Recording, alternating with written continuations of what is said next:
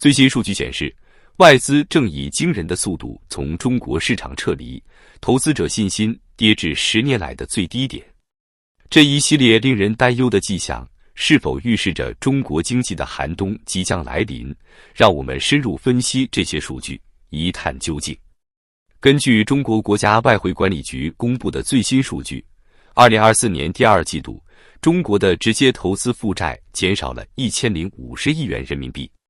这一数字不仅创下了有记录以来的历史新高，更是自有记录以来第二次出现负值。这意味着什么？简单来说，外国投资者正在大规模地从中国撤资。如果这种趋势持续到年底，中国很可能将迎来自1990年开始有可比数据以来的首次年度净流出。这一数据无疑反映出投资者对世界第二大经济体的悲观情绪正在蔓延。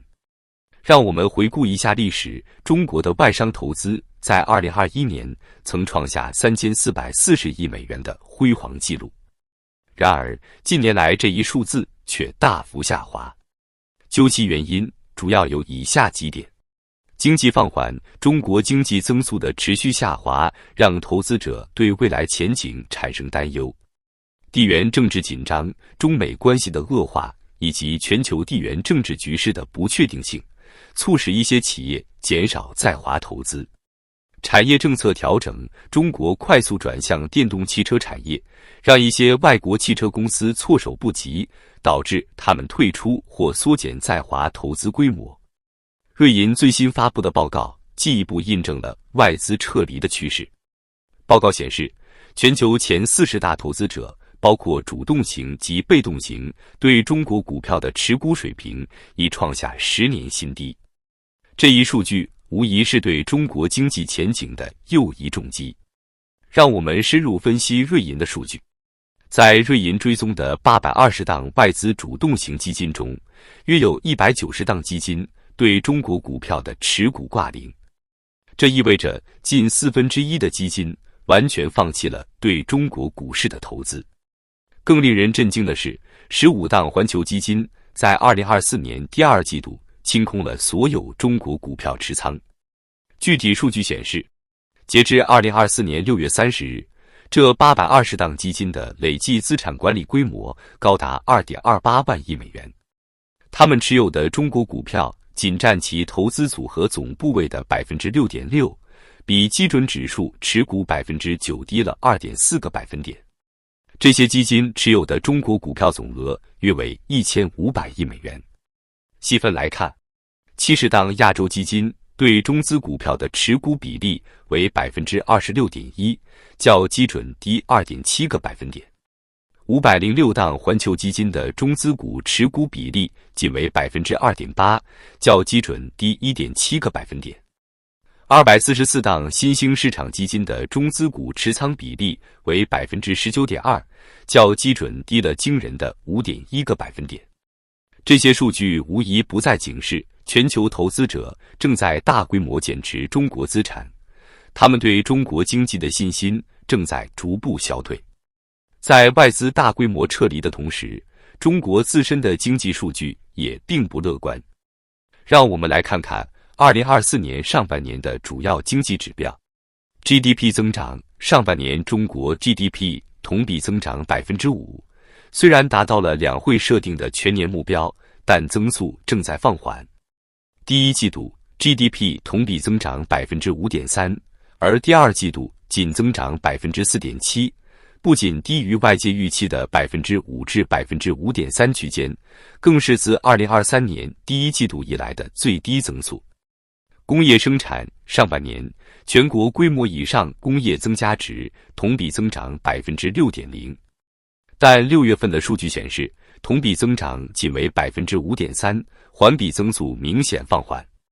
消费数据，上半年中国社会消费品零售总额为 23.5969 万亿元，同比增长 3.7%。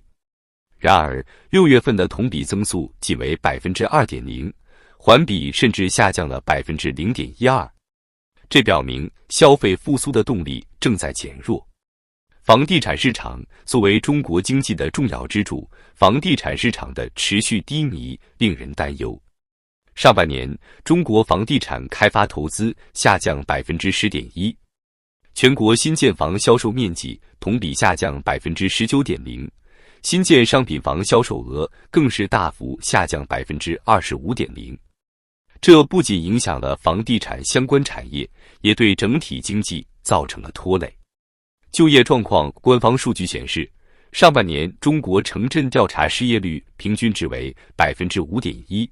比第一季度下降 0.1个百分点。然而，这个数据的可信度备受质疑。值得注意的是，今年中国高校毕业生数量创下新高，达到1179万人。按照当前 5% 的 GDP 增速，可能有近700万应届毕业生面临就业困难。这些数据表明，尽管中国政府正努力稳定经济，但经济增长的动能正在减弱。外资的大规模撤离无疑会进一步加剧这一趋势，可能导致投资减少、就业机会减少、消费信心下降等一系列连锁反应。在经济面临重重挑战的当下，中国正在低调筹备纪念邓小平诞辰120周年的活动。这位曾被誉为改革开放总设计师的领导人，对当代中国的影响似乎正在逐渐淡化。让我们来看看官方如何回顾这位昔日伟人的贡献，以及这背后所隐含的微妙变化。8月22日是邓小平诞辰120周年。在这个往年备受瞩目的日子即将来临之际，中共理论刊物《求是网》发表了一篇题为《邓小平科技思想的历史贡献》的长文。这篇4800字的文章来自最新一期红旗文稿，作者是贺钦和袁若楠。文章开篇依旧按照惯例高度评价邓小平。邓小平同志是全党全军全国各族人民公认的享有崇高威望的卓越领导人，中国社会主义改革开放和现代化建设的总设计师，中国特色社会主义道路的开创者，邓小平理论的主要创立者。然而，这样的评价在当前的政治氛围中，似乎更像是一种例行公事，而非发自内心的崇敬。文章重点阐述了邓小平对科技发展的看法，特别强调了他科学技术是第一生产力的观点。作者认为，这一思想为发展生产力、开创中国特色社会主义做出了历史性贡献。然而，这种对过去的回顾，更像是在为当前的政策寻找历史依据，而非真正传承邓小平的思想精髓。当前领导人的存在感刻意的淡化，还是无意的忽视？值得注意的是，在这篇长达4800字的文章中，现任最高领导人的名字仅被一笔带过。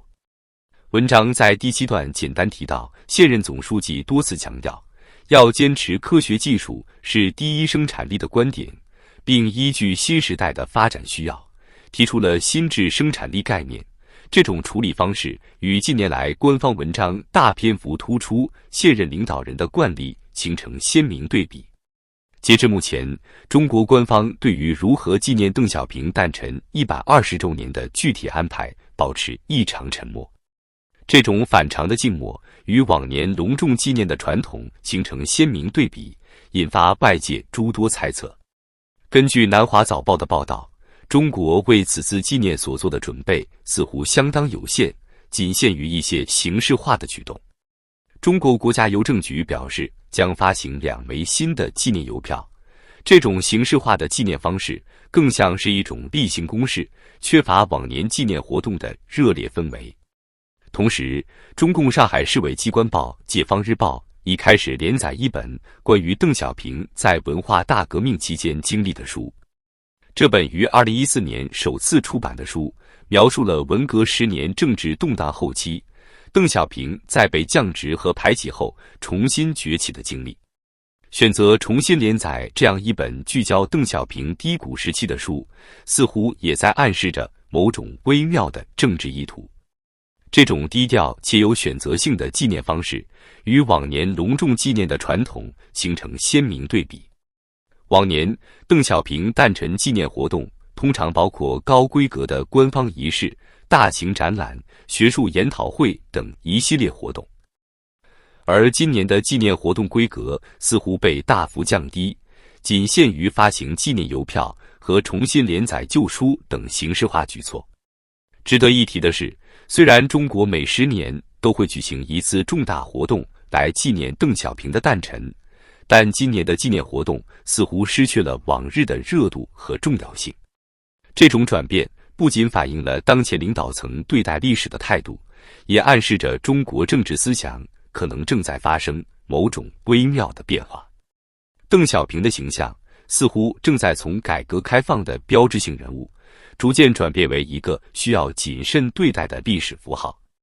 邓小平的形象就像一个被尘封已久的夜壶，只有在特定的时刻才会被小心翼翼地搬出来，用来为某些政策背书或者转移公众注意力。这种处理方式不仅反映了当前领导层对待历史的态度，也暗示着中国政治思想的某种微妙变化。